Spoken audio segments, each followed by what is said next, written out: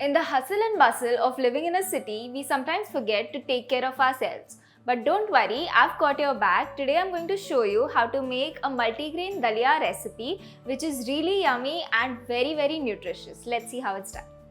Usually dalia is made with broken wheat, but today I've made them with a mix of lentils and millets. So I have jawar, bajra, urad dal, chana dal, tur dal, broken rice and rolled oats. In equal quantities, I have just roasted them with a little bit of haldi and salt, and then I've pulsed them in the mixer. Now our dalia is ready and let's see how to make it. Let's start by adding 2 teaspoons of oil in a pot. Over medium heat, I'm going to add a tadka of jeera. As soon as it pops, add in a mix of ginger garlic and chilli paste. As soon as it's aromatic, you can start adding in veggies. First, I'm adding in half an onion which is chopped.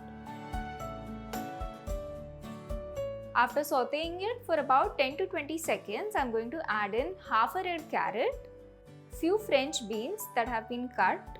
We're going to saute this for about 10 seconds and add in our green peas. I'm using 1/4 cup of fresh green peas. You could also use frozen if you like, and you can also use any other vegetable of your choice. As soon as this is done, I'm going to add in red chilli powder and salt. I'm going to roast the red chilies to get a beautiful color out of them. Once I'm happy with the color, I'm going to add in our roasted dalia mix. I'm using 1/3 cup of the dalia mix.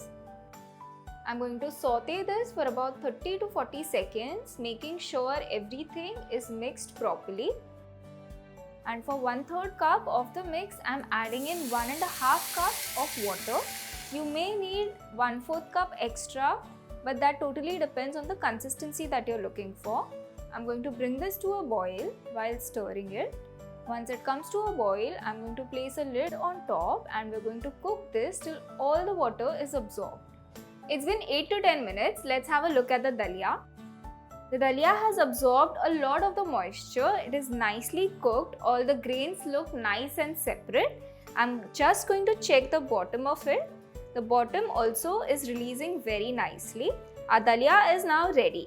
If you don't have the time to make this multigrain mix at home, you can also buy it. It is easily available in the market these days. Now let's plate our multigrain dalia.